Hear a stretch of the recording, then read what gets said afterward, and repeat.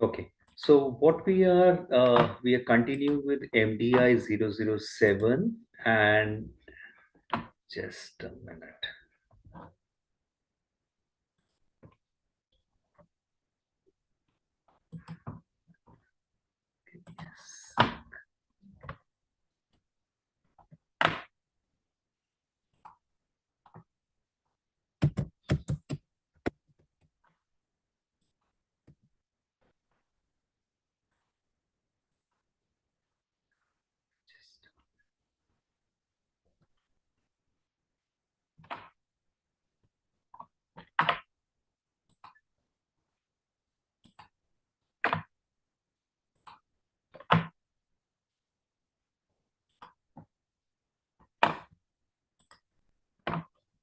Okay, there is something wrong with my laptop. So ah, why is it not showing?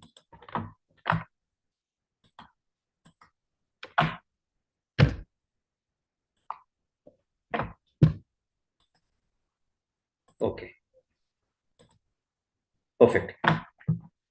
So we are talking about Unit 14, and we've seen, in terms of MDI 007, we've talked a lot about labor markets. We have looked at some theories in terms of classical theory, neoclassical theory, Keynesian, economics. The idea again is to see how, because let's do a recap. The largest amount of migration is caused by economic causes. Labor is one of the biggest reasons in terms of economics. People move out in terms of employment, because employment gives them wages, which allows them to run their life. In fact, a whole lot of migrants also are responsible in sending remittances, which works towards, especially in developing countries, which help people come out of poverty, help them in attaining nutritional status, education, and so on and so forth. So, if you look at, you give it a top view or a macro view, you look at how things have moved right from modernization in terms of when community property got moved into private property, industrialization came, and has the world has been moving accordingly. We have also time and again spoken about the fact that economics is not a science, cannot be done in a lab. So inevitably, economists, as thinkers or as theory givers, look at a time frame, think about a particular thing, and say a particular theory, or give a particular theory, or give a policy prescription, which may or may not work in a different time frame. So we had, in the last unit, we had talked about how industrialization led to two main things, which was Fordism, or an assembly line, and Taylorism, which was the scientific way of production. Let's look at today rigidities in terms of labor market, and these are the objectives. What is flexibility and rigidity? So these terms allows us to conceptualize or look at how the labor will inevitably move.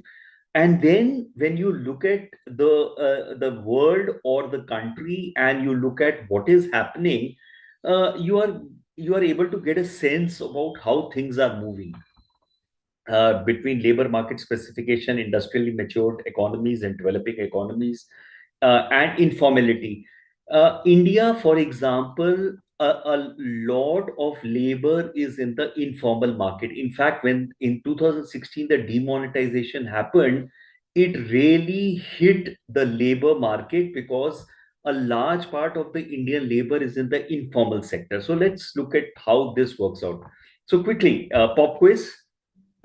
Question number one: classical economics regards employment and wages, two logical separable phenomena, shape the level of employment and wages distinctly. And which is the institution which brings this together, employment and wages? Would anybody want to take a guess on this? Are you able to see the screen and hear my voice? Yes. Okay. Would anybody like to take a guess on this question? Employment and wages come together in which institution?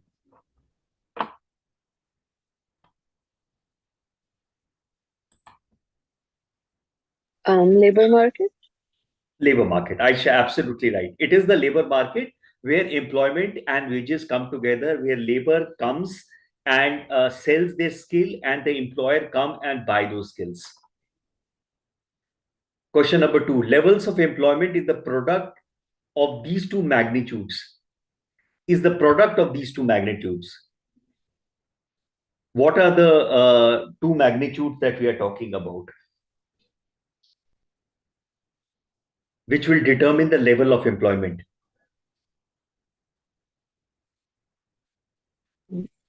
Jobs. Job availability. So, levels of employment will be working on in terms of labor requirement per unit of output into total number of output. So, let's say a factory produces, cars. So, it will require labor required per unit of output, per unit of car. If one car is manufactured, how many labor is required to manufacture one car into the number of cars which are produced? And Demand and supply. so the product is of labor requirement per unit and the total number of units produced. That will be the level of employment in the market. Okay. Question number three: unemployment can come about because of two factors. What are they?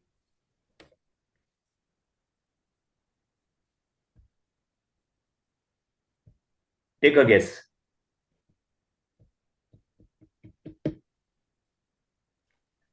Uh, Cost cutting, lack of supply. So one is technological improvement, and the second is fall in aggregate demand. Cost cutting will happen if there is a fall in aggregate demand. Aisha? Yes. So inevitably, couple of talking points in economics: aggregate demand, marginal productivity of labor, number of units which are being produced per labor. So, when you are looking at the labor, and this would determine how the labor is required and how the labor will move, which will link to the migration. Okay, question number three: which sector originates aggregate demand? What kind of sector originates aggregate demand? Manufacturing. So the sector which manufacturing is a part of the product which is manufactured, but what originates the demand? The demand is originated by the private sector. It could be originated by the government, or it could be originated by foreign buyers. Aisha, Yes. was it Sophia? Okay, Sophia, Yeah. got that? Yes, sir. Okay. Question number five. Classical economics identifies three forces operating on average level of wages in capitalist economy. What are the any idea about what are these three forces? This is kind of a higher level one. So one is subsistence wage prevalent. So the whole classical thing works on the uh, uh, very quickly. Classical economics talks about supply and demand very simply, and it also talks about that government should not intervene, and it also talks about the fact that if supply and demand forces are allowed, then inevitably it will lead to maximum employment and zero unemployment. Now, supply and demand in terms of wages, when we look at wages, they talk about subsistence. What is the subsistence level of wages which is required by a person? Because inevitably, the classical economics talks about profit as the ultimate motive. The whole purpose of a capitalist putting capital is to make profits.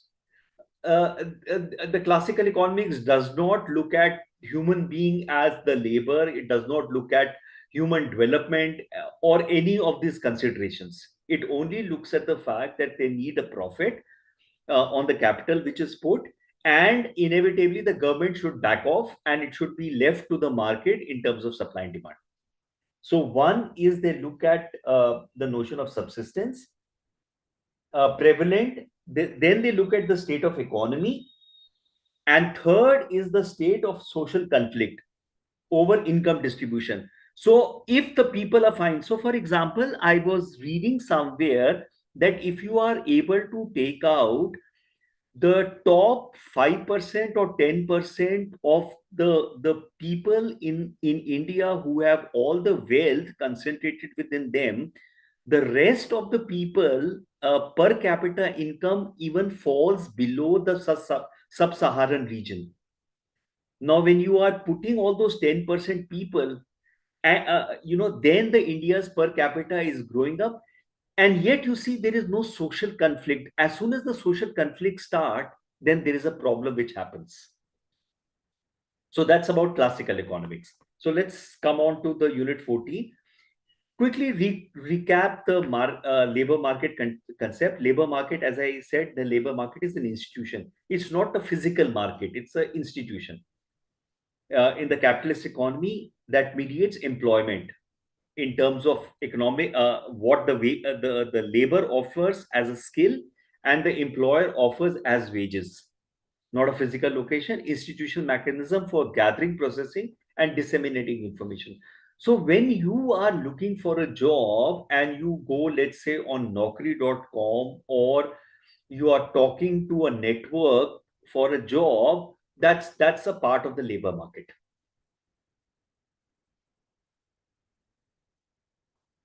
Pertains to the quantity and qualities of labor required in different branches of economy, plans and expectations of job seekers. So it basically, for example, if you look at employment times or naukri.com, it lists the type of jobs, it lists the type of expectations, and it lists the kind of wages which is offered. And then the job seekers decide to, apply or not to apply. Labor employed is labor hired through labor market. Hiring process requires that information is exchanged between employers or potential employees. Employment news, naukri.com website, informal networks, or labor talks in cities are various places where this information is exchanged and labor is bought and sold.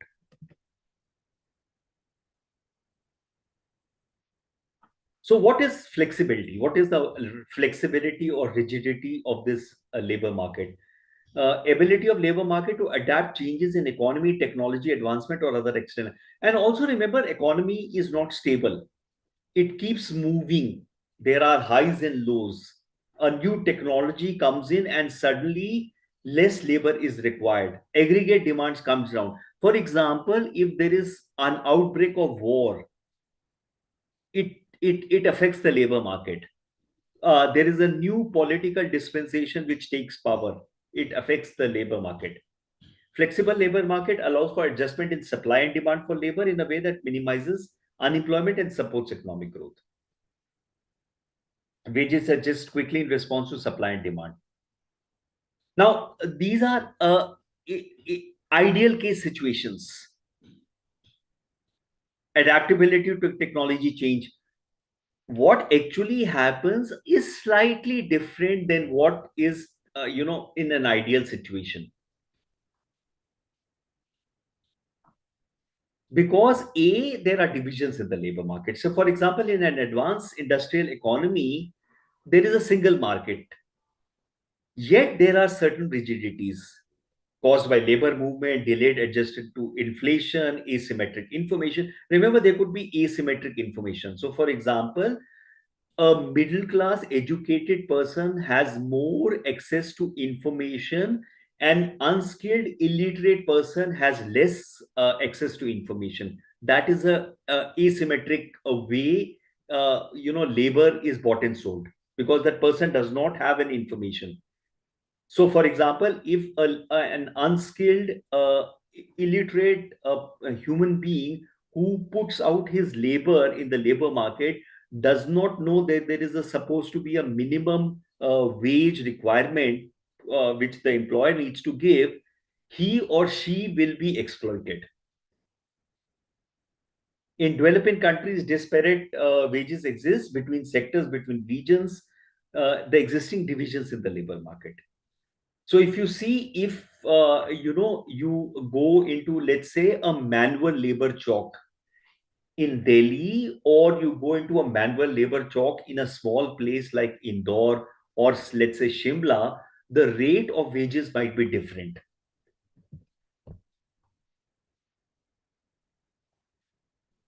So, for example, for it's unlikely that wages for very similar activity between, even between organized and unorganized sector, might be different. And for example, as I was talking about, in developing countries like India, there is a very large unorganized sector. High unemployment goals or relative incentives could act against labor market flexibility. So again, these are economic concepts, but these concepts then affect how the labor movement happens. And remember, the labor movement leads to migration. So, influencing flexibilities and rigidities, nature of response by labor to accept a certain nominal wage. So, for example, if a person refuses, if the labor refuses this particular wage, then perforce the wage increases. And then in a developing country like India, there are regulatory frameworks. Why are there regulatory frameworks? To protect the labor ostensibly. In fact, we will see subsequently that there are scholars who feel, or there are it is felt that a lot of regulatory framework actually goes against labor rights. Then there are factors constraining labor's access to relevant information and freedom to choose from not just nominal wage but the terms of employment. We had in the last two classes shown that that notice which a condominium in Gurgaon had put out in terms of speculating stipulating wages for maids and drivers and cleaners. Now, if an illiterate person does not have corresponding wages which other societies are giving, he or she might be trapped in terms of getting himself or herself to work for that nominal wage. Arrangements like macro policies, institutions which impinge upon labor market. For example, culturally or caste or religion might be a factor as an institution which impinges on the labor market behavior. For example, certain caste cannot work in certain jobs. So that brings flexibility and rigidities. Then changes in macroeconomic policy, technology emergence interface, decline of productive activities. So there are so many activities or so many extraneous factors which impinge on the labor market. For example, India is currently going through what is called a joblessness growth, because we are looking at a lot of Western models which require a lot of technology put in, which reduces employment. So your productivity is going up, but the employment is stationary.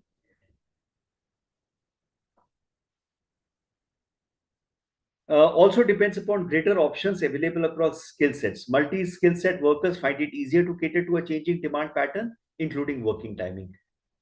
So, unless skills are updated more often than not, there is no flexibility. A flexibility would mean the labor is free to choose between sectors, move between jobs, move from one place to another, where the required skill set by the employer overshoots available level of skills, or discrimination is guided by restriction to integrate. So there are all these restrictions. For example, a government law prohibiting a certain set of people to work in a certain industry also brings about a rigidity in the labor market from the classical sense of the word. So, from the classical economic point of the word, the labor market, a flexible labor market, would only work on supply and demand, and there are no other restrictions. And that is where the classical economy actually fails, because it is not straightforward simplicity that there is a supply and demand, and there is free flow for information. Human society does not work that way. So that is why rigidities are caused. Nature of contract being too constricting. More often than not, if you see, especially in Indian scheme of things, a lot of times there are no contracts. It's all based on trust. A positive approach in providing for acquiring skill through in-house or sponsored training to facilitate mobility. But we have seen that that skill set is not happening. So the market becomes rigid. You can only choose a set of labor and nothing else.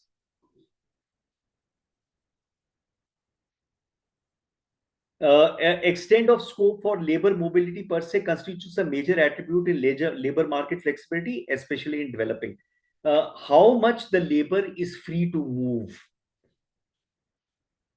So, in fact, this concept of one nation, one ration card actually is a step towards labor flexibility, labor market flexibility, assuming the fact that the labor can be mobile, go to any state, and still be able to get a ration.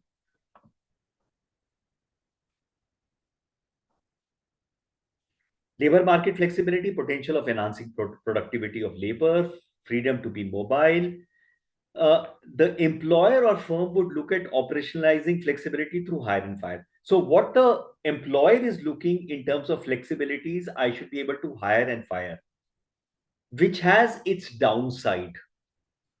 The downside is the fact if the labor is unsure of the contract or the employment, then more often than not, the productivity will not be as high. You see, remember, we have already been talked about alienation of labor, because the job there is division of labor. So any job which the labor is doing is anyway very limited. And on top of that, if the labor is worried about a hire and fire policy, then they say the productivity will go down. So there is debates in the sphere of free and unfree labor, where the workers' freedom to move in out of a contract and also influence the wage level would be highly unlikely. Actual free and unfree, a free labor would be I should be able to move whenever I so want, but that the employer does not want. So now you are negotiating, the labor market is negotiating how it works. Intervention by the state through labor legislation might be interpreted as tampering with the labor market flexibility from the firm's point of view. So now the state is supposed to take care of the labor, because labor is nothing but human beings which are citizens of the country. But the classical economics says that as soon as the state intervenes, you are tampering with the labor market, because a pure classical labor market of supply and demand would be the best ideal solution. But if that is the ideal solution, then who will protect the interest of the labor, which are the citizens of the country or the state? So the state comes in.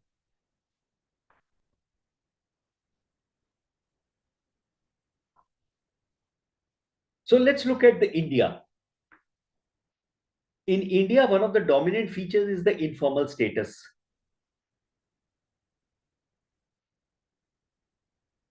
which is different from there in the global north. In India, there is a very large unorganized informal economy. In fact, in the next unit, we will see how, when we are talking about subcontracting, how this informal economy is exploited in a way. Too many in fact, there is also too many labor legislations existing, more with their flouting rather than adherence. Over a period of time, there have been multiple legislations which have been passed. Because remember, India being a socialist, secular, democratic republic, there's a socialist word where there is a equitable distribution. The complexity and ill-built ambiguities in several of these laws have been pointed out for a basic reason for their dysfunctionality. It's not an absence of regulation in the country. In fact, what is needed is streamlining of some regulations, a lot of regulations, in fact. So, for example,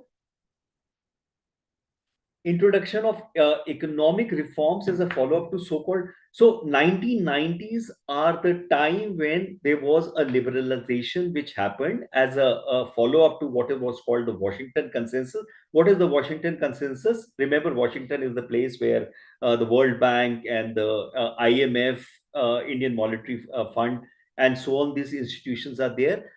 More of these institutions try and press developing countries to have a neoliberal economy. Neoliberal is nothing but but classical economics, where market supremacy under neoliberalism. Neoliberalism is a new term for classical economics.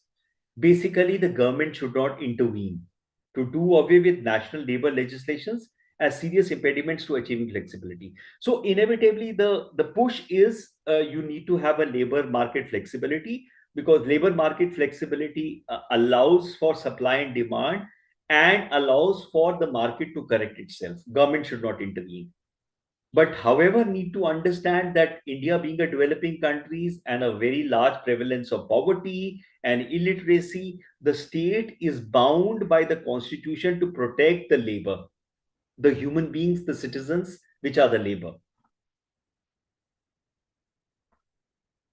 The capital, it was argued, needed to have full freedom, because inevitably that is what the capitalist system was, that the most important is capital, labor is incidental.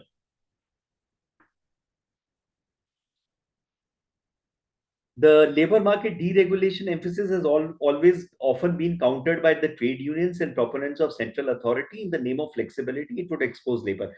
Because inevitably, how do you balance? And remember, being a democracy, there is an election, and the political parties would need those votes. And if the labor is exploited, then that political party may not get those votes. It's a complex negotiation. So the state is also bound to protect the vulnerable from exploitation. So that is where the labor reforms are there. The labor regulation is there, but they are trying to do this labor reforms in trying to balance out neoliberalism with a socialist country.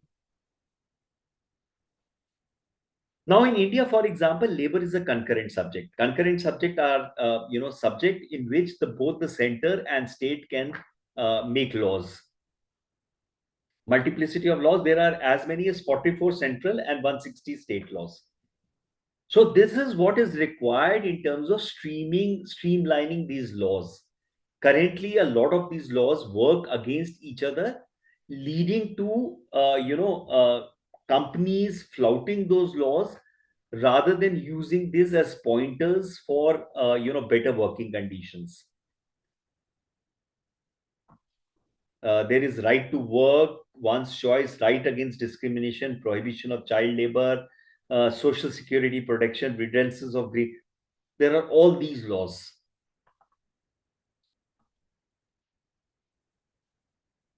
The disclaimer is that these laws are applicable for workers in the organized sector.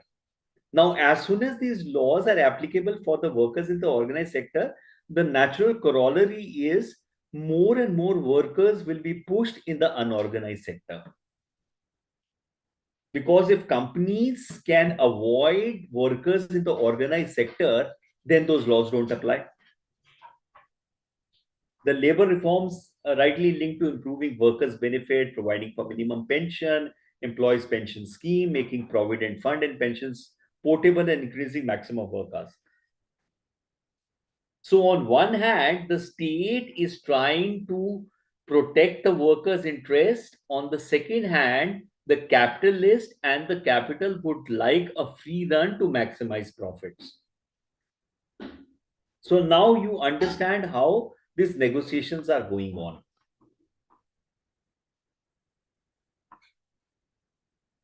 There is also stress on easing the compliance burden for small and medium. Now, also, you need to understand that businesses need not be large. They could be micro, small, medium, MSME, what they call about, permitting self-certification. Try and ease those burdens because inevitably, you also need growth, economic growth to get people to come out of poverty. Employment is required, and yet there are these laws to protect from exploitation. Some studies have impacted, there have been significant positive impact of labor laws on working conditions, whereas other studies that these laws are rigid and go against the interest of labor rights. So sometimes these laws actually go against the labor rights as per some studies. Also, studies have found that Indian political parties are reluctant to legislate on labor flexibility. Uh, could be various reasons because political parties remember negotiate and try and get various parties happy.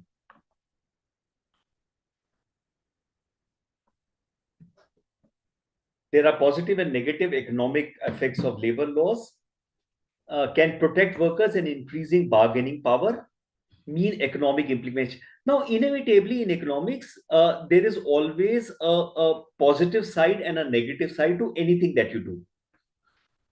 If there are more laws to protect labor, obviously it comes at economic cost. So it's something like this.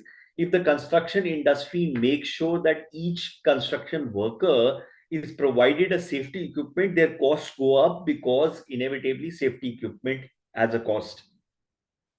So if you're looking at a profit motive and you want to drive down costs, then you cut out the safety equipment, which happens a lot of times and which leads to disasters, loss of life, and then there is so everything has a cost, cost benefit, and you have to look at it from both angles. At a macro level, labor and labor-related laws introduce equality in the labor market, since it has a cost, also affect efficiency and aggregate economic variables. And ability to hire and fire will have adverse impact on generation of employment and economic growth. Because for a simple reason, if a worker is unsure about the employment, more often than not, he or she may not give you the desired productivity. So there are try to think of this fact that there are so many issues in trying to come out with an economic policy formulation.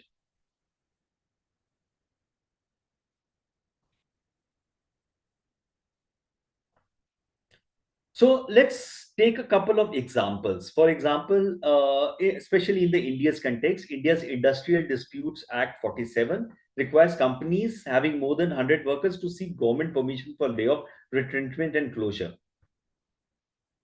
Factories Act 48 limits overtime in firms with 10 employees.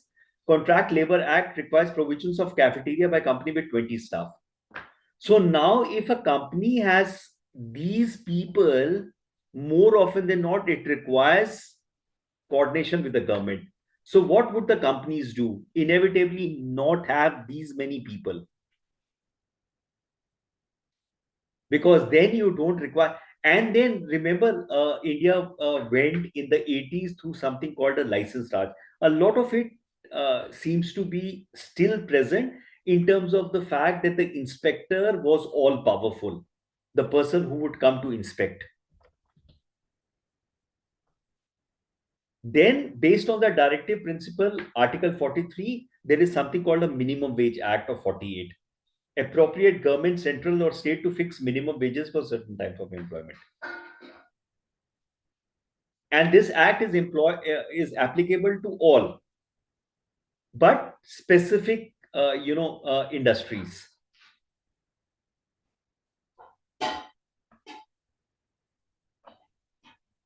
Minimum Wages Act is not applicable to all workers and employment in the country. There's no limit of enterprise size or nature of work. So this is applicable to all except some industries.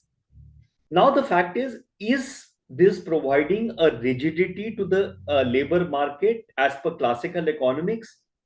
Yes. Has been criticized on the grounds of absence of clear and coherent wage policy in India, does not set a minimum wage in rupee terms, stipulates the wage be living wage. Now, the state needs to protect the worker in terms of minimum wage. The minimum wage is linked to possibly calorie requirements, yard of cloth per family, and so. But the minimum wage also then drives down the profit, and a capitalist is looking at upping the profit. So what the capitalist does is pushes workers out in the unorganized or the informal economy, contractual formulation. Minimum wage rate needs to be revised in keeping with the inflation. In fact, I was seeing this news item which recently came in one of the newspapers about how the cooks in the midday meals wages have been frozen since 2009 when the last revision happened.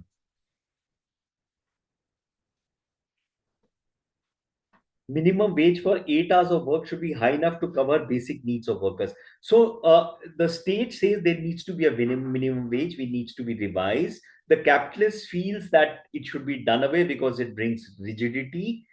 Now, who is going to be implementing this minimum wage? Then you need to have workers who understand there is a minimum wage, and in the absence of distress in the market in terms of employment, then you try and negotiate this minimum wage. Then there is something called Payment of Wages Act 36 seeks to regulate payment, class of workers on factories, that workers receive regular, prompt, and timely payment of. Look at the number of acts which are there. Prohibits arbitrary deduction from workers' wages in the forms of fines and penalty. In the unorganized section, where this act is applicable, both these conditions are widely violated. In fact, in the organized sector, this act is freely violated. We come across many times. For example, SpiceJet, then I think Jet Airways did not pay their wages for many years. Factories Act 48, basic prescribing physical condition, such conditions which could be considered as minimum necessary for human being for safeguard of their health and efficiency.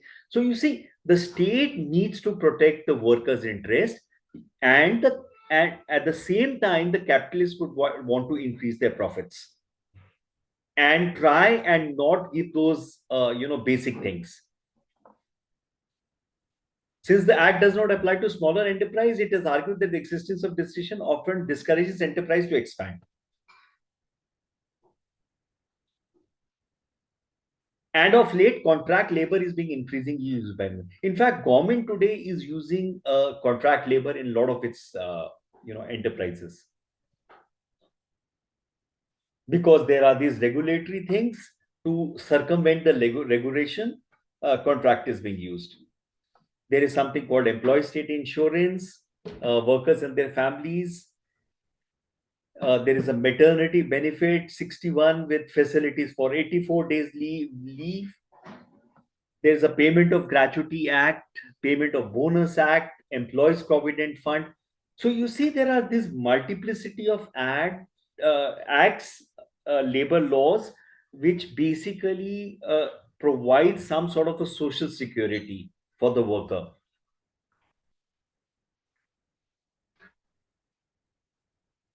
The entire project has fallen into dispute due to corruption and inefficiency. Now you need to also understand, as things proceed, the for example, the Industrial Act of 48 cannot be applicable as it is on, let's say, a software company, because the Industrial Act had various provisions which could be specifically applicable to a factory. But a software company which could hire 1,000 employees may not have the same requirement as a factory. Several instances of new companies being set up, employees hired and they are paid wages below the minimum wages. The firms deduct portion of the wages as contribution and do not pay to the government. So I know, for example, observe if workers without employment benefits in the organized sectors are included, 91.2% of the workers in India are informally employed.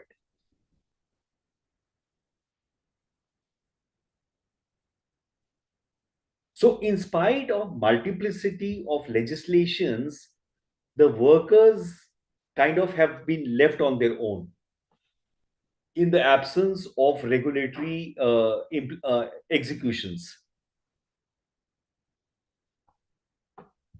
Then there is job security and industrial relations regulations. There is a Contract Labor Prohibition and Regulation Act 70 for registration of contractors.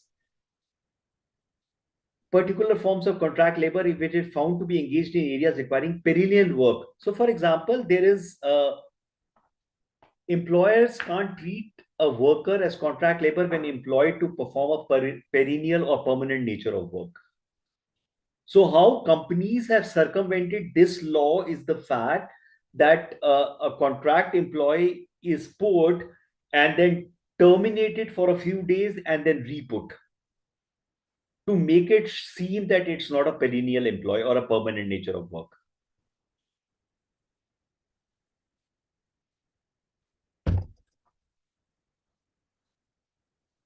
Then there is the Industrial Disputes Act in terms of layoff, retrenchment, which makes the labor market in the classical sense rigid because now the hire and fire cannot happen.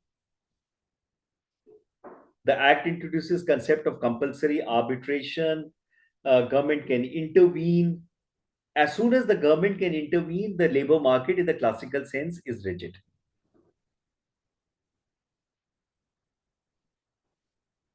Labor laws are excessively pro-worker in the organized sector, and this has led to serious rigidities, resulting in adverse consequences in terms of performance of this sector. Now, one could argue that this particular reasoning is basically the capitalist trying to cut corners to make more profit and not to take care of these workers. These debates also are parallelly happening. Recommendations by the government to reform labor laws in India need for flexibility, essentially to compete in the industrial market. Now, this could be used as an excuse to this competing in the international market could be used as an inefficiency could be used as an excuse to take out workers. This kind of debate is also happening. So rather than take care of the workers, let the workers take care of themselves. Let the employer figure out what wages to give, hire and fire, and basically make more profit.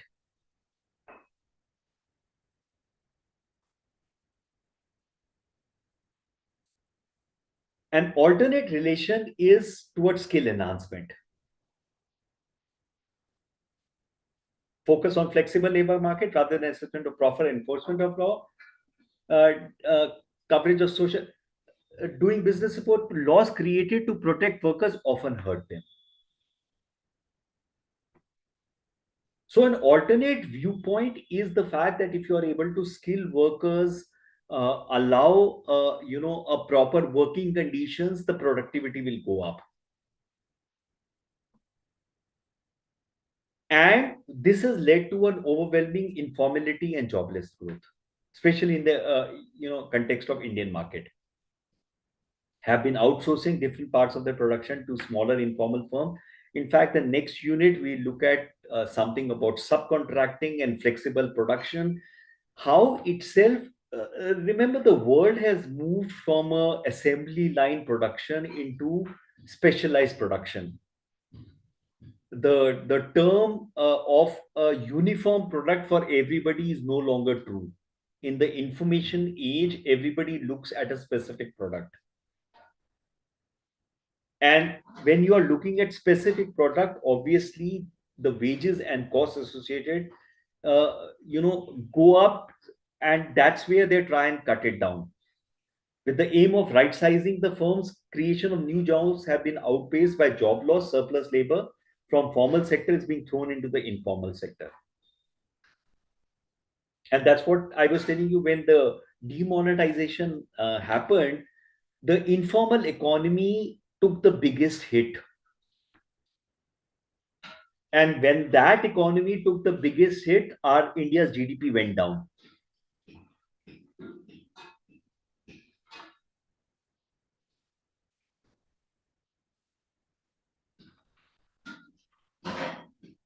So the classical economics feels that if you protect the workers, you are interfering with the working of the market mechanisms, which lead to distortions. The dual character, and then the globalization, high economic growth and promotion of capitalism on one hand, and violation of labor rights. So inevitably, in that quest to, be more, competitive in the international market, uh, the labor is exploited.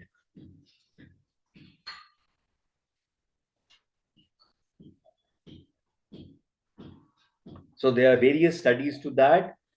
And what the, for example, India has done is setting up these special economic zones, SEZs, which have been declared public utility under this, and hence strikes are virtually prohibited. SEZs are kept a preview out of the state labor departments, and the power of labor departments virtually is being transferred to SEZ. So essentially, SEZs are places where all these laws are not applicable, workers' interests are not protected, and the employer has given a free run in terms of production, in terms of wages.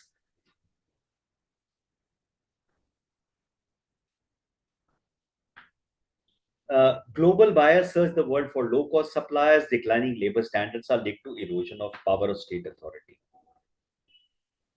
Countries often compete by weakening labor standards in order to attract footloose investments. So now the question is, should a country keep looking out for this investment to the detrimental of the workforce? It's a choice which country makes, because inevitably, remember the fact that the worker also is a citizen of the country. If the labor requirements or the labor standards go down, it long run leads to poverty.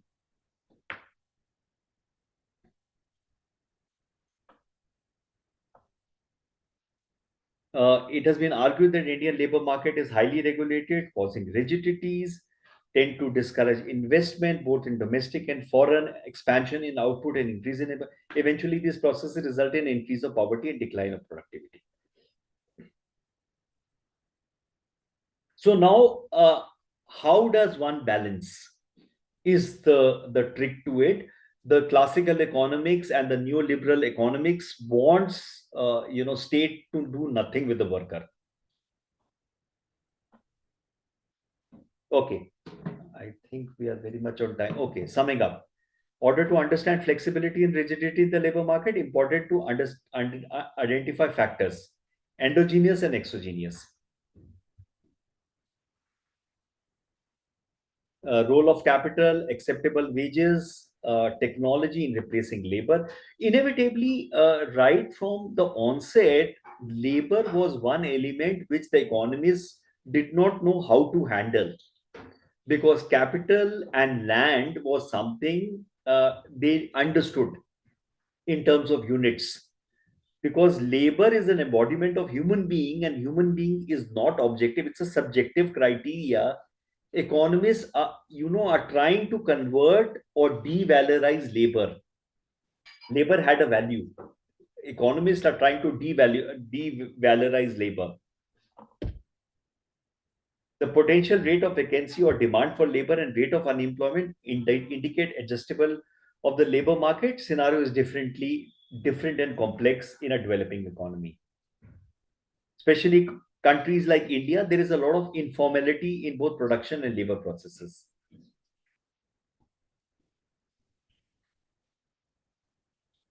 low-end farm and non-farm operation, rural areas, small towns, and even the urban informal sector. Unless we have insight as to what is happening, how is the labor market moving, we precious little will make a law, and then there are so many factors which are currently influencing, including globalization. Then that the labor market has a life of its own.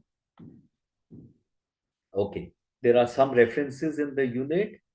There is R.C. Datta and Sil Mili, contemporary issues in labor laws. I think let's close it here and see if there is any questions. Hang on.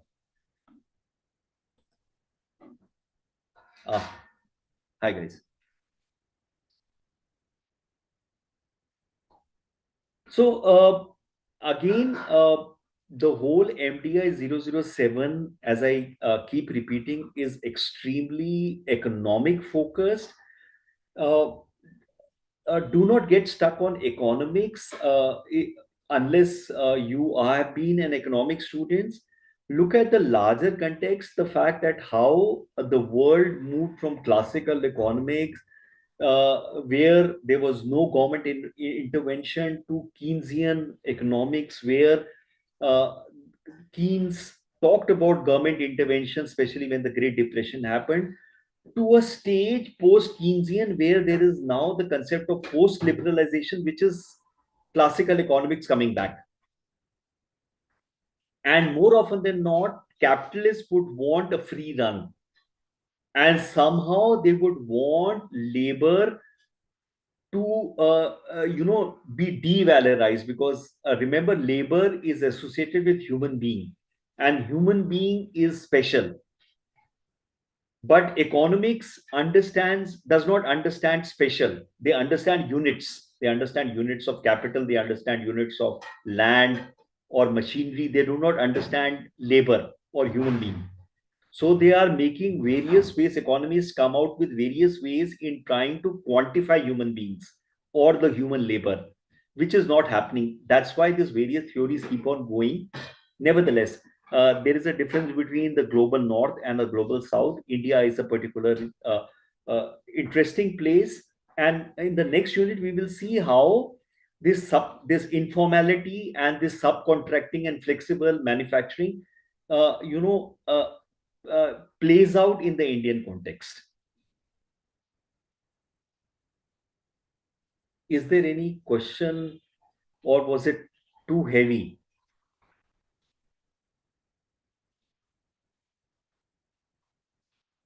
Guys, is there any question?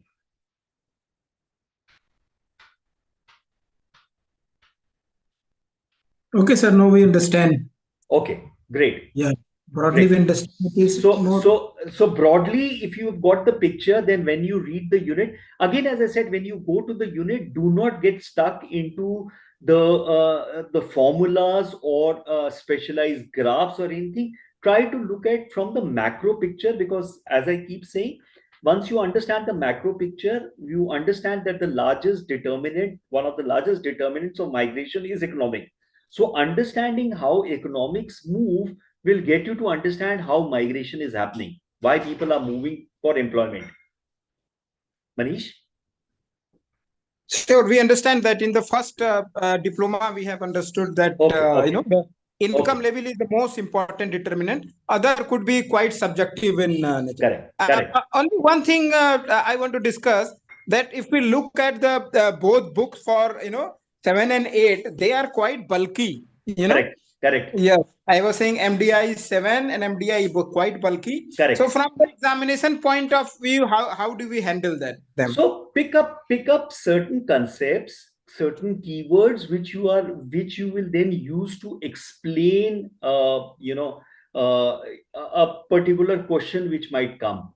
So if you look at the fact A, I do not think the questions would be economic oriented, but they might say that how does the classical economics allow for migration to happen, or how does classical economics answer questions on major migration patterns.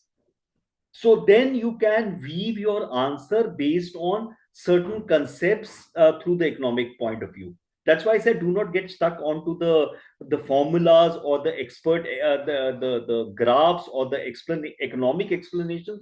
Look at it from a generic macro point of view. Manish? Yeah, that's truly said. We understand that. Okay. Anyway, from my perspective, I have done MBA twice, and economics I have read. For me, it's not going to that much issue. But I was concerned by seeing the volume of the book. I Yeah, do that's understand, and that is why at before the start of each unit, I give a disclaimer and I try to simplify the unit. In fact, when I look at the unit, I try and simplify it to as much extent as I, so that people, non-economics background people, are able to understand the larger aspect of it. Okay, the next speaker, okay, sir. Ani. And this lecture has been also, quite useful in the sense that they have tried to brought a very complex issue in a very simple word. So Correct. we feel that we don't have to take much that much seriously and only go to the core of what the labor is there. Correct, And then try absolutely, to not absolutely. go into the graphs and formulas, so it gives a lot of comfortability. Correct, absolutely. So if you are able to understand the larger aspect of it, I think you'll be able to A, appreciate the migration part, and B, answer the questions which might come in the examination. Okay, the next speaker is already here. Ani, hi, are you there? Hello, sir. Yeah, good Hi. afternoon, everyone. Hi. Yeah, I'm Ani, here. so what I will do is I'll make you the host. Again, there was no electricity at Feroz's side. So I'll Okay. make you the host, and once you are finished, you just exit. Okay. Okay, Fine. just a minute. The live streaming is continuing. So, Yeah. okay, now I have made you the host. As soon as you're finished, you can just exit. Okay. Okay, Great. bye-bye. Bye-bye. All the best. Bye-bye. Bye. Bye, Bye. sir. Bye, guys. Hello, everyone. I just want to, last time we were talking about the entrepreneurship, so I just want to share some article with you in the chat. Just give me 1 second. I'll do that and then we'll continue. Or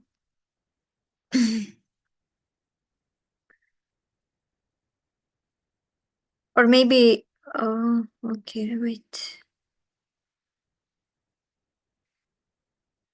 Just 1 second.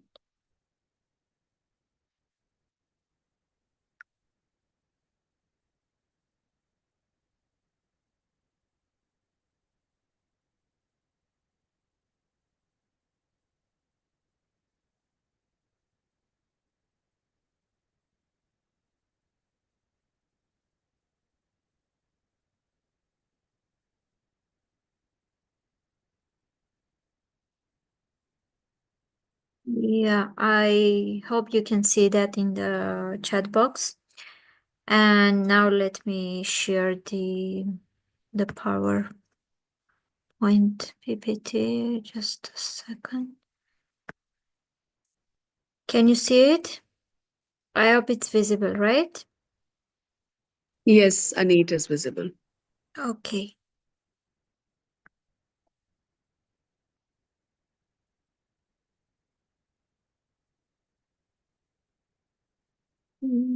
So let's just discuss today about the social costs and the benefits of migration of diaspora networks in general.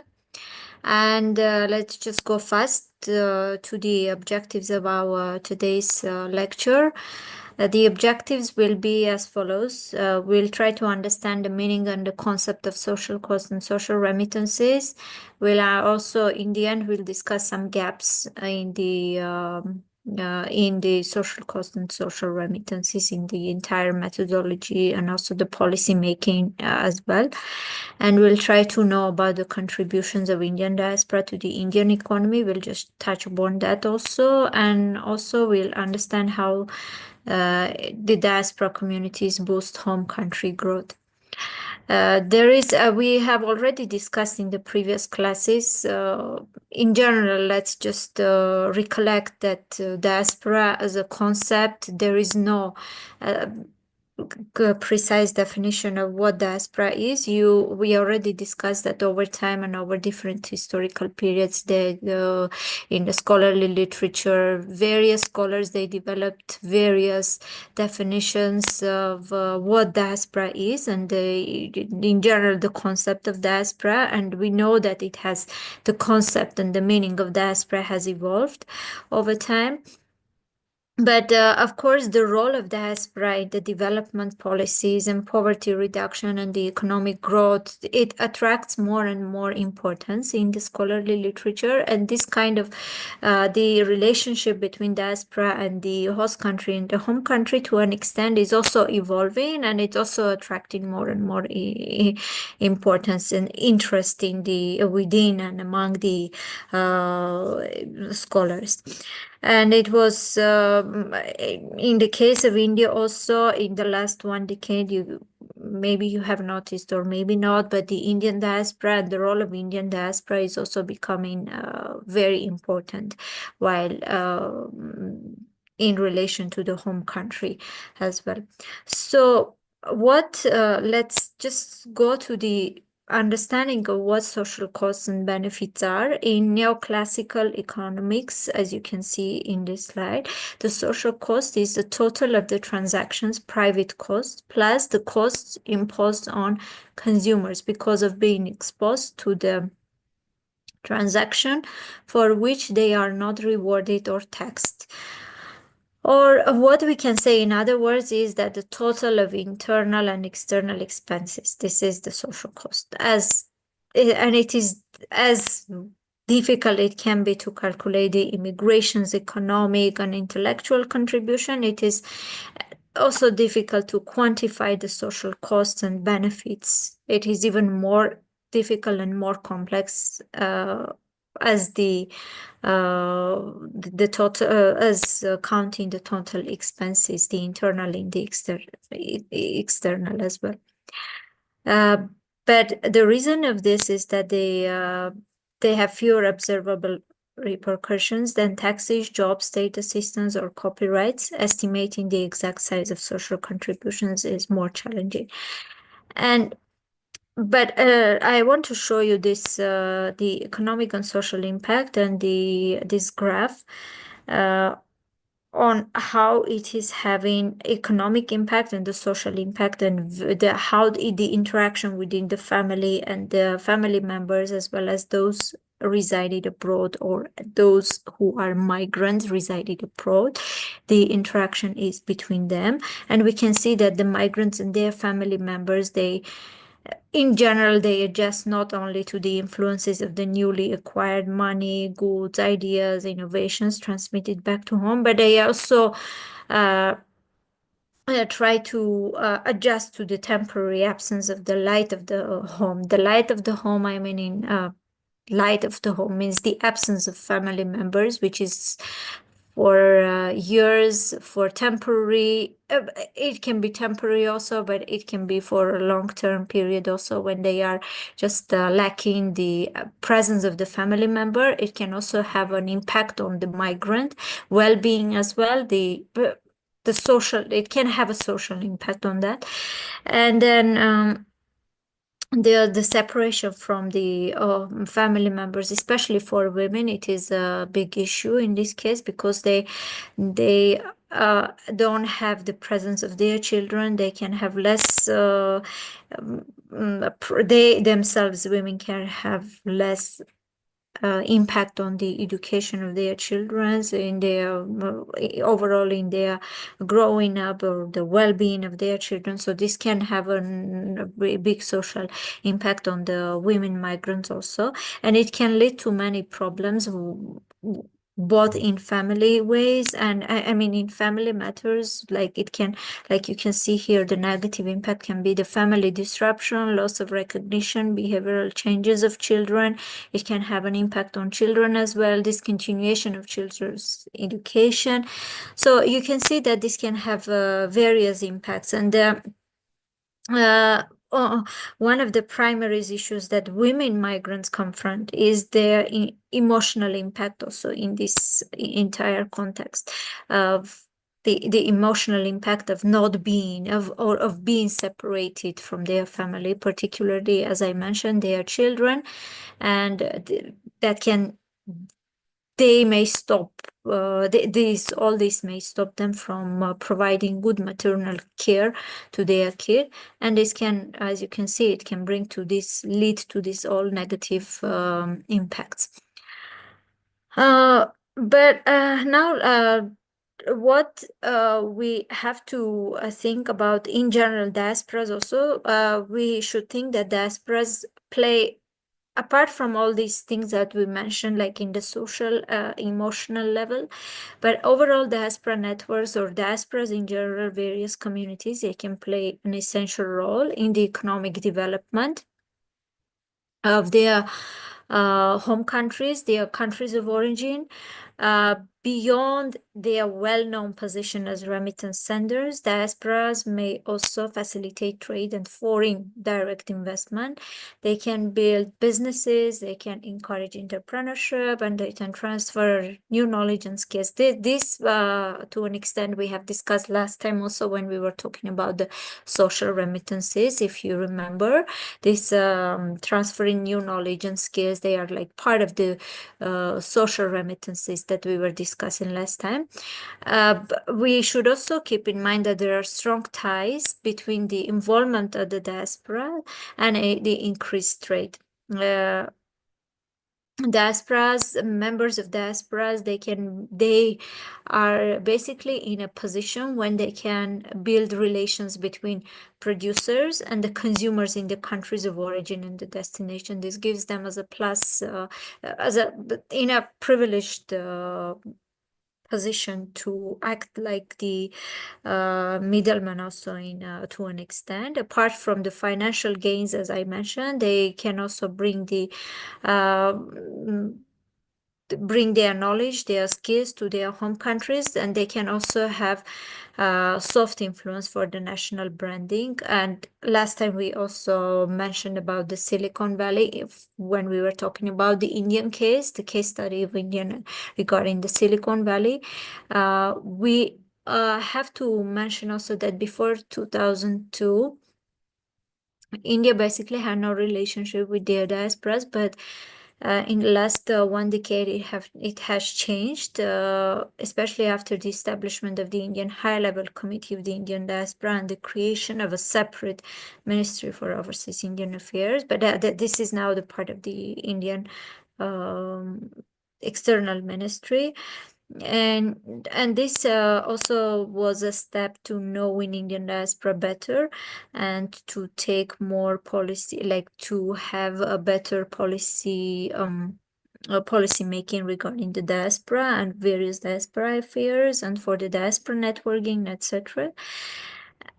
But when we were talking about the economy and trade, now in a literature, as you can see here, there is a positive relationship between bilateral migration and bilateral trade, and the primary reasons for this impact are immigrants from their home countries. They need goods and services, and they introduce new products and services to host countries, and immigrants introduce new goods and services in their home countries. And finally, impact of data and concepts of business development. These are the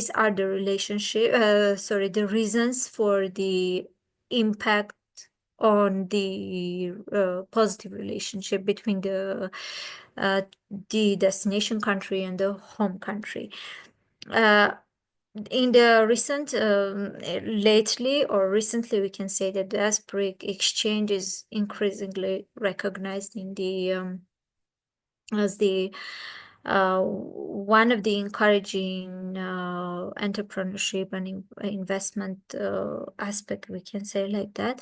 And this is also generating employment, innovation. Of course, it is supporting the growth as well. One of the aspects of diaspora's economic impact of the home countries as well.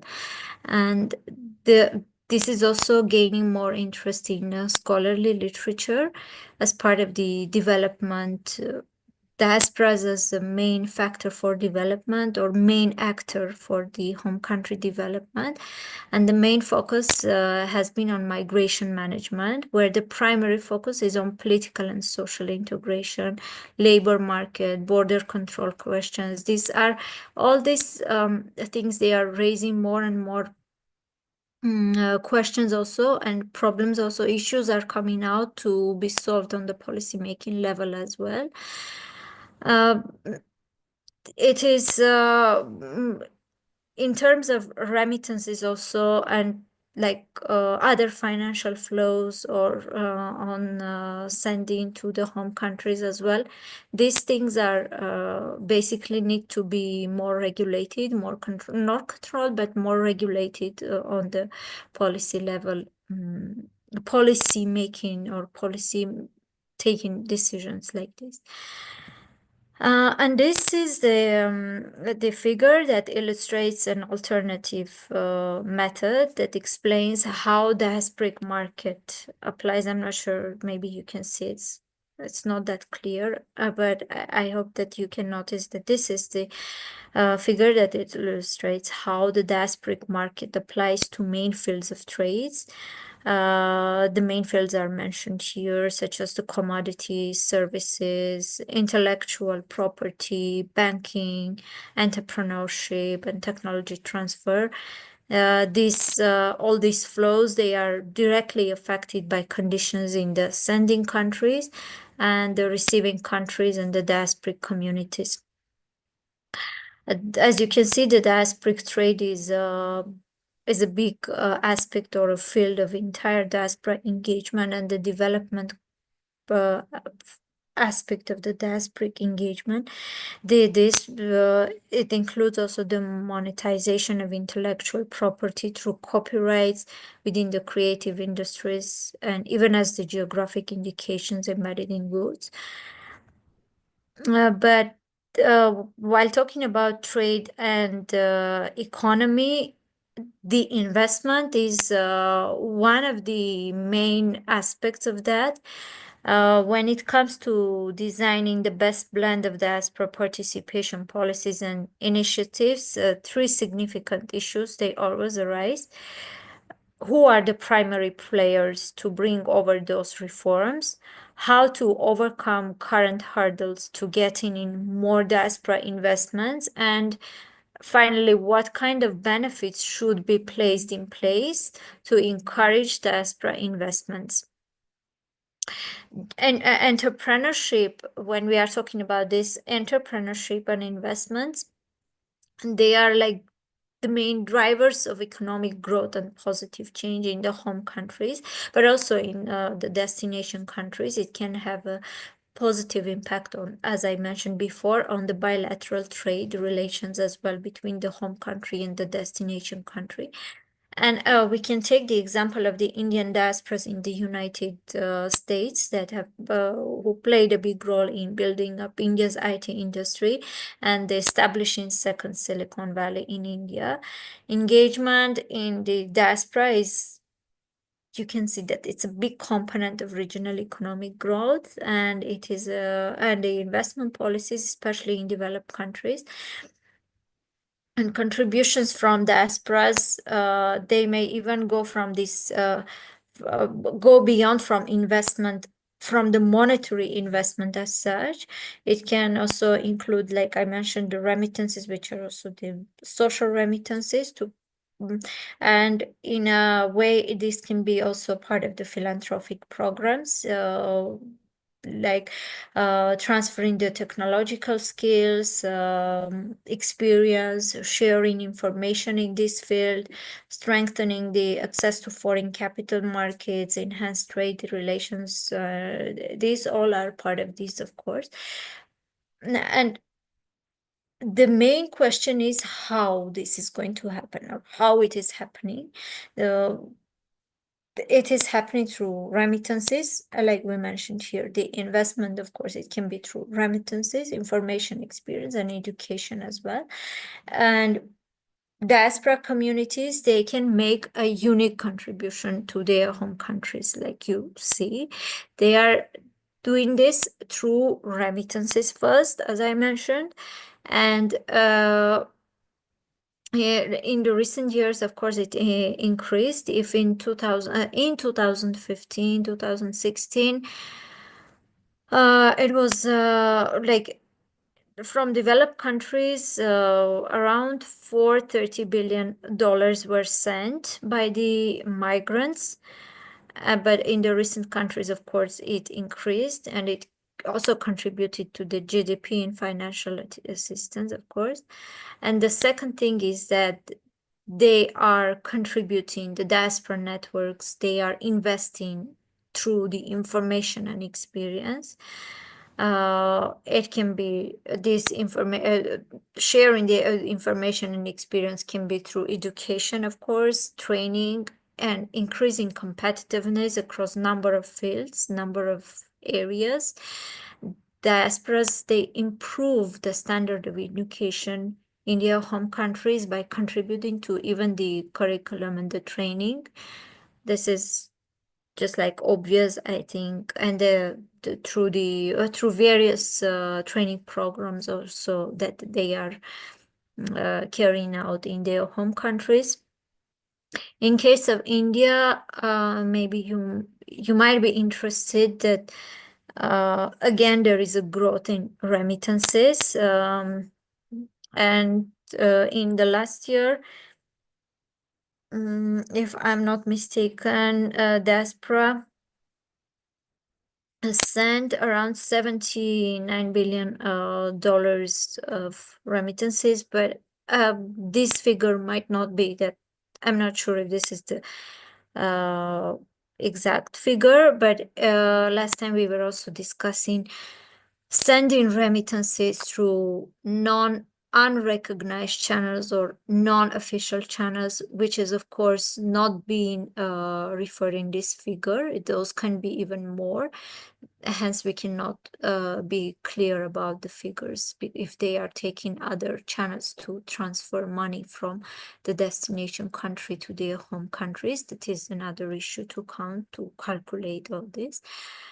And when we are talking about the skill and knowledge transfer, which is another way of investing in their home countries, you can see here that diasporas act as a brain trust for many nations, linking vital elements of the public and private sectors to information that is not available within the country, and compensating to some extent for the departure of highly qualified immigrants.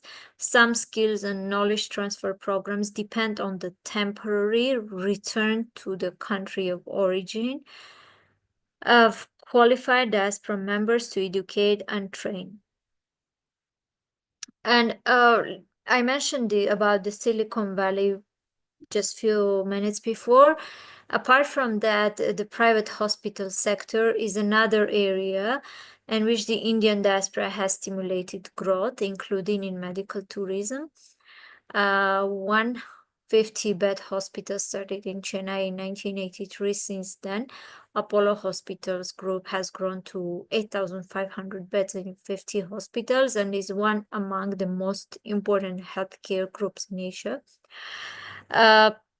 What we can infer from this, like the international migration of skilled labor is a brain gain for many countries that extract their skills, information, and brain loss from their countries of origin.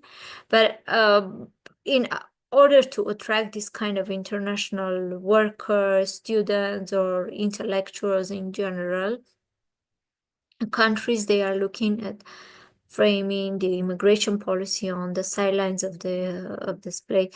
So again, while talking about all these things, the policy making level should be taken into account. That is one of the later on we'll talk about the gaps also, like to minimize the gaps and minimize the negative impact. Everything is coming down to the policy making level. And of course, the in India's economic engagement, this is as a case study for you. Last time, if you remember, we talked about the brain gain. Mostly we talk about the brain drain when talking about the migration or the flows of the intellectuals from home countries to destination countries. But while talking about that, we also have to talk about the brain gain which the migrant skilled labor brings to the home countries, also from the destination, from the host countries as well. There is the opposite effect or the impact also, which is called the brain gain. In India's case, brain recovery and skill transfer have emerged as one of the most critical domestic diaspora contribution fields. Another one is the IT industry. And the remittances, of course, are another significant source of diaspora contribution for India, which began to expand significantly from the mid-1990s. This is at the time when the Indian economy became liberalized. It is related to that period. That's why India has not been able to draw significantly from the diaspora in terms of FDI. And the last one is the diaspora tourism. You may know that Indian diaspora is one of the largest in the world, and it is also one of the most heterogeneous.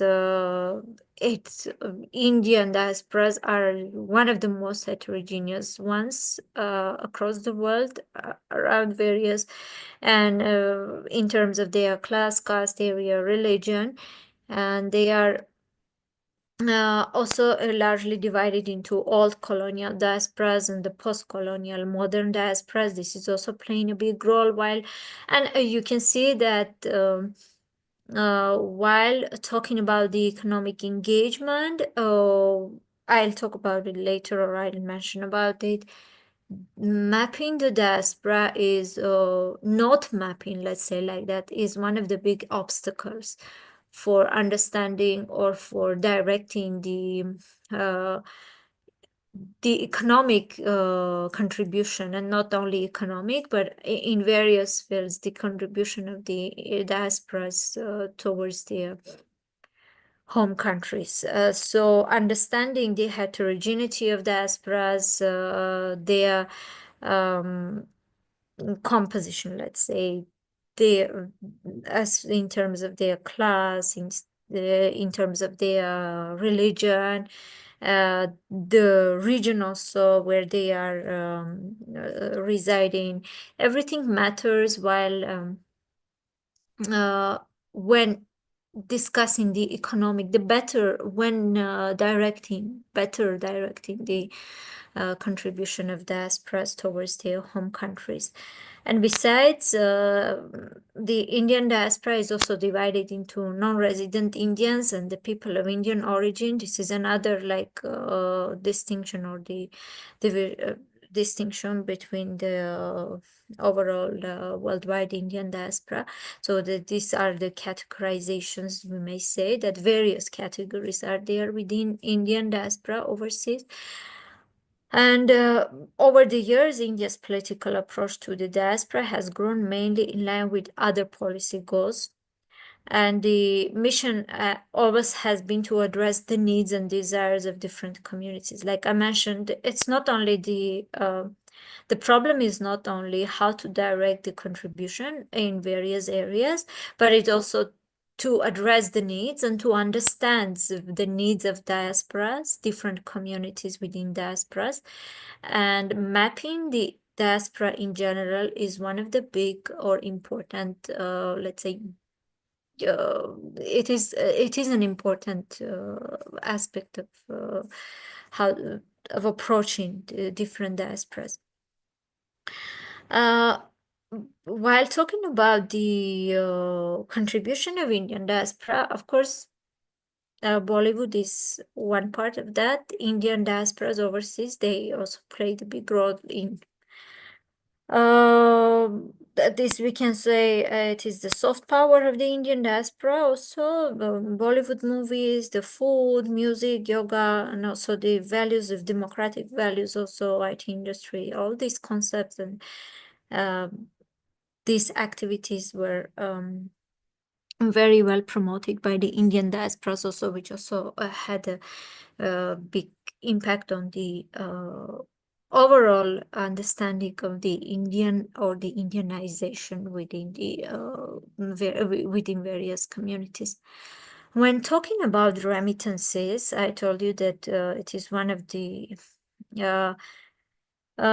significant sources of diaspora contribution.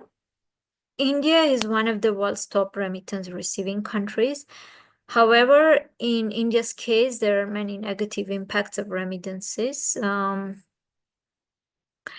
Like I said about various channels of receiving remittances or sending remittances. So these figures, they are not clear, and because of using various channels, both the non-official and official, so that cannot be we cannot get a clear figure of how the remittances or the how calculating the remittances.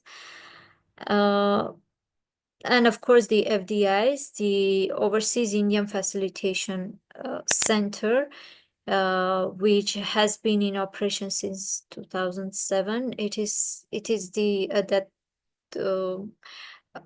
we can say this office, this center is focusing on sectors such as real estate, wealth management, taxes, legal healthcare. And one of the significant initiatives is to promote NRI investments in this case, and also the knowledge networking in India. And I think there is no need to talk about the diaspora tourism. Again, considering that India has one of the biggest, largest overseas diaspora communities, and this also contributes to the back home tourism as well. It's a big market as such for boosting the economy as well. India, then the tourism in the diaspora is an instrument for strengthening the ties between with the diaspora and between the diaspora and the home country, and particularly in the recent years, also considering we need to consider the younger generations also. This is also another aspect.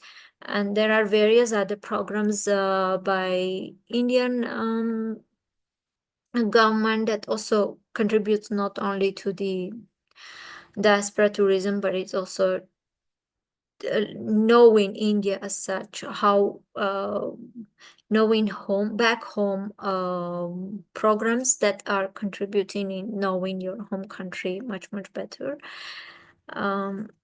So diaspora tourism, largely, it's another big sector for the contribution towards the home country. Of course, as I mentioned, there are gaps, contradictions in evidence. The first one is, of course, many of the government's financial benefits to draw diaspora investment are comparatively limited, with unpredictable consequences that are difficult to determine.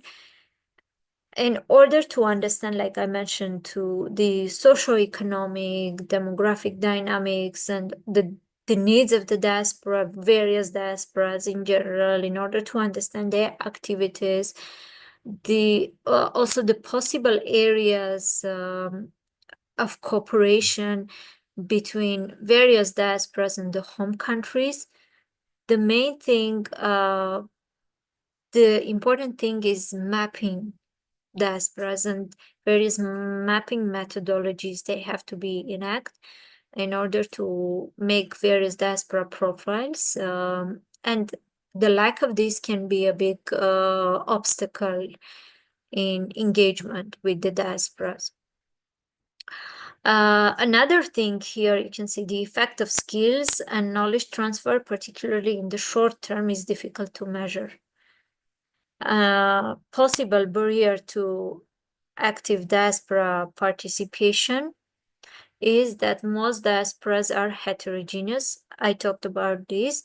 Policies that privilege the diaspora in isolation from broader national purposes are likely to create discontent from non-diaspora citizens. Again, everything is coming down to the policy makers, to the policy making level again. The main split in diaspora policy is between that policy makers who see diasporas as assets or allies, and those who see them as losers or even risks, and even some development agencies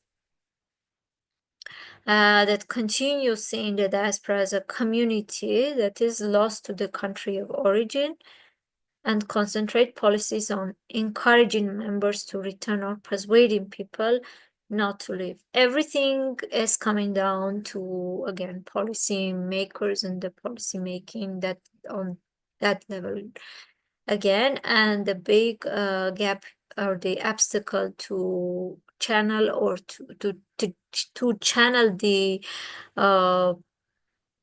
capabilities and the capacities of diasporas is again the big obstacle is not understanding various heterogeneous diasporas within that are let's say within one big diaspora, overseas diaspora community. So this is the big obstacle. The social cost and importance of social remittances. We mentioned already that social costs are in general the sum of the private costs incurred as a result of the transaction and the cost levied on customers as a result of their exposure to the marketing for which they are not paid or charged. They can be both in these social costs, they can be both in the form of intentional and unintentional consequences that have detrimental effects both on the individual and the community. We have mentioned about this in the previous slides when we were talking about especially when we were talking about one of the vulnerable migrant groups, women that are having the emotional and the social impact on women. At the micro stage, like you can read here, remittances provide recipient individuals with significant economic benefits and they can boost their well-being. However, for both the migrant and the family left behind, the social cost can also be immense, especially for women who left their children back at their home countries. This can cause even like youth or family disturbances as well. And again, even though we are talking about the role of technology and the opportunities provided by new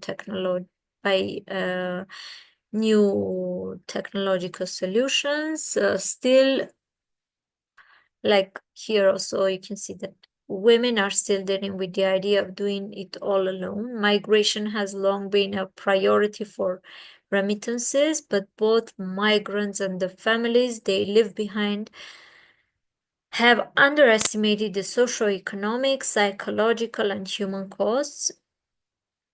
In case of Indian migrants, they are known for their technological entrepreneurial skills. They remit back home mostly economic skills, along with transmitting their cultural values in their host countries. And cultural values comes under the social remittances, wherein the diasporas, they transfer behavioral, cultural norms by migrants, various groups to their home countries.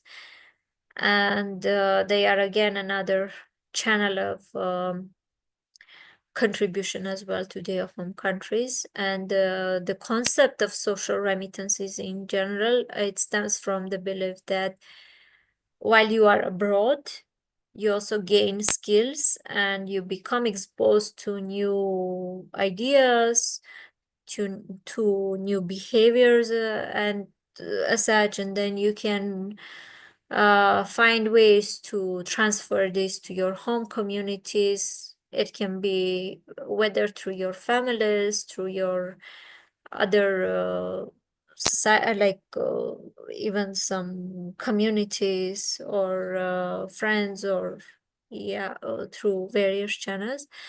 And they can also include social remittances apart from the cultural values that I mentioned, or other behaviors which you are exposed to in the host countries. Those can also include standards of living, standards of health.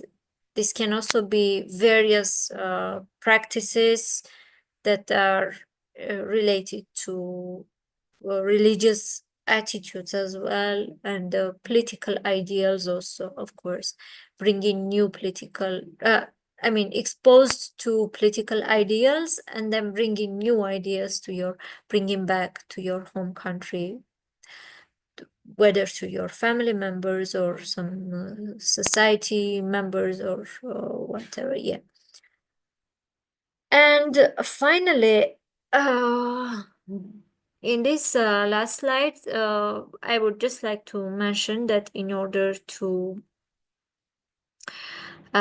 create this structured cooperation with your diasporas, with the diaspora and between the diasporas and the home countries. Why diasporas is because why I mean in plural form is because I mentioned that diasporas can be heterogeneous. Just the example of India, how heterogeneous it is, and there can be various categories also categorization, both socially and politically, and of course economically. This can all bring various obstacles while creating the cooperation or building up the cooperation.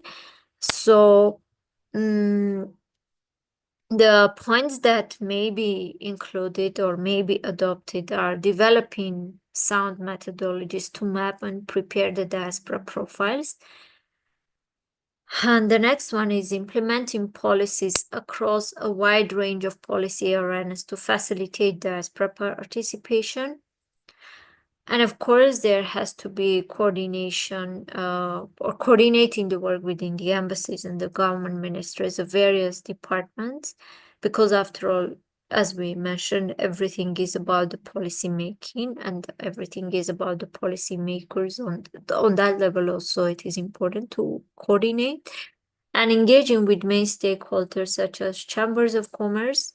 Why chambers of commerce? Because one of the significant contributions that diasporas are making to their home countries is through economy and trade. That's why chambers of commerce, agencies of investment promotion, these are big stakeholders to take into consideration while engaging with the home countries, and a capacity building of existing services and institutions dealing with migration and diaspora. This is another important point to be adopted, of course. And maybe that's it. I'm done. If you have anything to discuss or anything to share, you are welcome.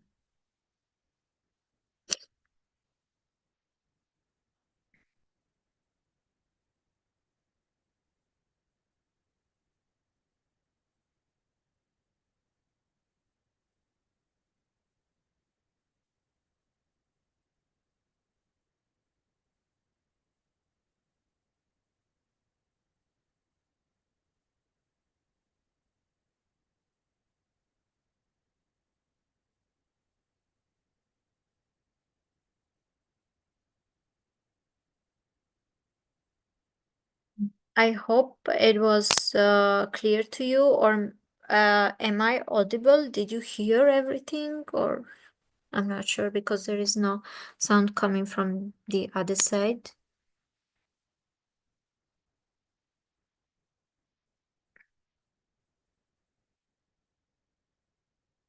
Yes, all clear. Okay, great. And if you have anything to add, you can just come forward and say. I can also share some references regarding today's lecture. You can just have a look on that. This one is Global Financial Crisis, Migration and Remittances, India Migration Report. You can have a look on this. And then perhaps this one is also interesting. The role of Indian diasporas in the development of the Indian IT industry by just a second. I share this one also. You can have a look at this also if you have time.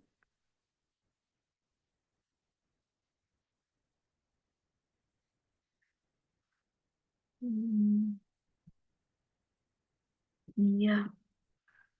So you can have a look at these two references just in case if you are interested in this topic.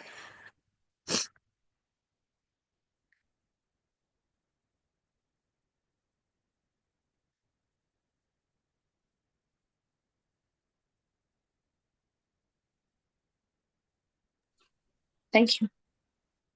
Thank you too.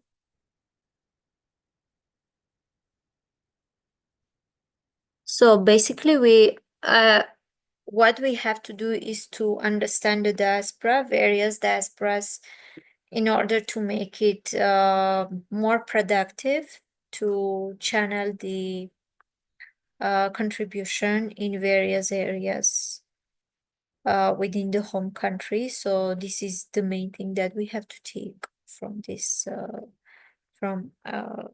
lecture. So and various contributions can be both in the monetary way and in non-monetary, like we mentioned about the social remittances as well, which is the cultural ideas or cultural social practices as well that the diaspora member is getting exposed to in the host country and bringing back to the home country. And of course, the transfer of knowledge, technological knowledge, of course, the knowledge in new technologies. This is also to be accounted. And the issues that arise from the diaspora participation policies and initiatives are basically related to the again to not understanding the primary players, and of course another one is to overcome all the hurdles in getting more diaspora investments. And of course, it should be the benefits in place to encourage diaspora investment. This also should be taken into account.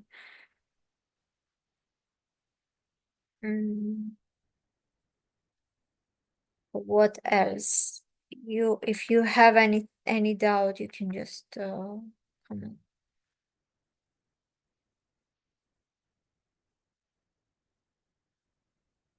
But you just need to remember that diasporas, they can influence not only economically, but also culturally, politically, and this influence can be through various channels. Yeah, that's it. Just let me know if you have anything to add or to discuss.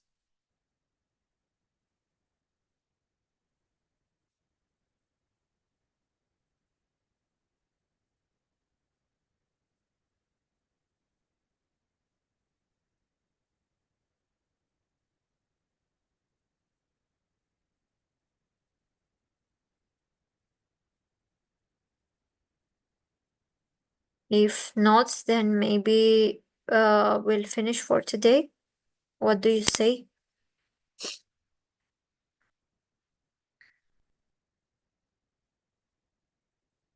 Yes, okay. Okay, then have a nice weekend. See Same to you. you. Yeah, see you on next Saturday. Thank you. Bye.